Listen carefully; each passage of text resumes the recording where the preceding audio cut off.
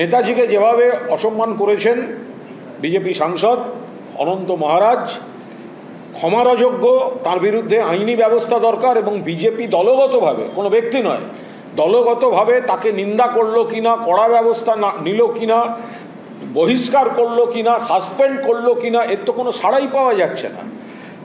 তাদের এমপি, তো তারা সেই এমপি যখন এই ধরনের কাণ্ডখানা করে বসে আছেন, নিশ্চয়ই তারা হয়তো জানতেন না যে আগে তাহলে মানে কোনো দলই এই ধরনের লোককে তো কেউ সাপোর্ট করবে না, কিন্তু এখন যখন করেছে তো তার তো দলের তরফে একটা কড়া ব্যবস্থা বা কড়া নিন্দা হওয়া উচিত। এবার তার কিছু সাগরেদ নেতাজিকে নিয়ে মিম করছে, নেতাজিকে নিয়ে সোশ্যাল মিডিয়ায়, এদের প্রত্যেকের এগেনস্টে ব্যবস্থা হওয়া উচিত। সুভাষচন্দ্র বসুকে যারা অপমান করবে তাদের বিরুদ্ধে অবিলম্বে একেবারে ফৌজদারি পদক্ষেপ হওয়া উচিত। আমি বলতে পারবো না ভদ্রলোক কেন এটা বলতে গেলেন, পাগল না মাথা খারাপ? নেতাজি, আজাদ হিন্দ ফৌজ, স্বাধীনতা সংগ্রাম, তোমরা আমাকে রক্ত দাও আমি তোমাদের স্বাধীনতা দেব, দল মত নির্বিশেষে সবাই তাকে সম্মান করে। আর ওই ভদ্রলোকও তো ওই এলাকার একটা প্রভাবশালী, সম্মানজনক, সব দলই সম্মান তাকে করেছে। কিন্তু হঠাৎ অন্য অন্য ইস্যুতে কোনো মতপার্থক্য হতে পারে, এলাকার উন্নয়নের ইস্যুতে মতপার্থক্য হতে পারে, রাজনীতির ইস্যুতে মতপার্থক্য হতে পারে, হঠাৎ তিনি কাদের হাতে তামাক খেয়ে নেতাজি সুভাষচন্দ্র বসুকে অপমান করতে নামলেন। আমার ধারণা এটা তো মানে যে কোনো দল, সব দল, তৃণমূল কংগ্রেস, মমতা বন্দ্যোপাধ্যায় নিজে শ্যামবাজারে নেতাজি মূর্তিতে মালা দিয়েছেন, বিজেপির নেতারাও অনেকেই নিন্দা করেছেন, সিপিএম নিন্দা করেছে, যদিও তারা আগে একসময় নেতাজিকে তোজোর কুকুর বলেছিল, যাই হোক এখন নিন্দা করেছে, কংগ্রেস নিন্দা করেছে। তো উনি হঠাৎ এই ধরনের এই আক্রমণ, তো এটার একটা রহস্য।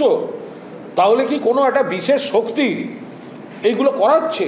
কি করে বলতে পারেন নেতাজি এবং আজাদ হিন্দ ফৌজ সম্পর্কে এই ধরনের অবমাননাকর, ইতিহাসকে বিকৃত করা কথা একজন মানুষ বলতে পারেন কি করে?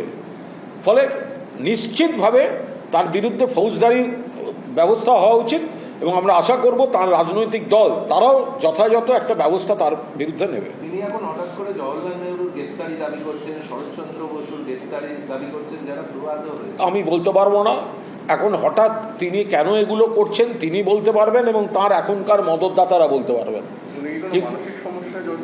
সেটা এখন দুম করে একটা লোকের সামনে বলা, এখন নেতাজি, আজাদ হিন্দ ফৌজ, স্বাধীনতা সংগ্রাম, এদেরকে যদি কেউ অসম্মান করেন তার মানসিক ভারসাম্য এবং স্থিতিশীলতা নিয়ে তো প্রশ্ন উঠতে বাধ্য।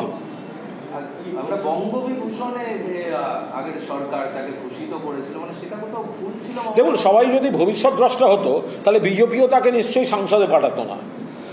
আমি এটা দৃঢ়ভাবে বিশ্বাস করি, বিজেপি আমাদের অন্য দল, কিন্তু অনন্ত মহারাজ আগামী অত বছর বাদে নেতাজিকে অপমান করবেন জানলে বিজেপি কেন, কোনো দলই তাকে সম্মানও দিত না, কিছুই করতো না। এখন একজন লোক হঠাৎ এইসব বলতে শুরু করেছেন, ব্যবস্থা, নিন্দা, সমালোচনা, সে ব্যাপারটা তো এখন আসবে, আগে কে কীভাবে বুঝবে? কয়েকদিন ধরে এই অনন্ত মহারাজ যেটা চালিয়ে যাচ্ছেন, যেদিন প্রাক্তন মুখ্যমন্ত্রী মমতা বন্দ্যোপাধ্যায় শ্যামবাজারে গেছেন, বর্তমান মুখ্যমন্ত্রী এবং সরকার তারপর সেই ধাক্কা খেয়ে জেগে উঠেছেন যে ব্যবস্থা নেওয়া উচিত। অনন্ত মহারাজ যখন থেকে এই ধরনের কথাবার্তা বলে যাচ্ছেন, নেতাজিকে অপমান করে যাচ্ছেন, তখনও পর্যন্ত কিন্তু বিজেপির কোনো নেতা, কোনো সরকার, কোনো মুখ্যমন্ত্রী একটি শব্দ বলেননি। মমতা বন্দ্যোপাধ্যায় যখন শ্যামবাজারে নেতাজি মূর্তিতে মালা দিতে গেলেন এবং প্রতিবাদ করলেন, তারপর এখনকার রাজ্য সরকারের ঘুম ভেঙেছে। আমাদের ভিডিও ভালো লাগলে লাইক এবং শেয়ার করুন, কমেন্ট সেকশনে গিয়ে জানান আপনাদের মতামত। আরও ভিডিও পেতে আমাদের চ্যানেল সাবস্ক্রাইব করুন এবং প্রতি মুহূর্তে খবরের আপডেট পেতে প্রেস করুন বেল আইকন।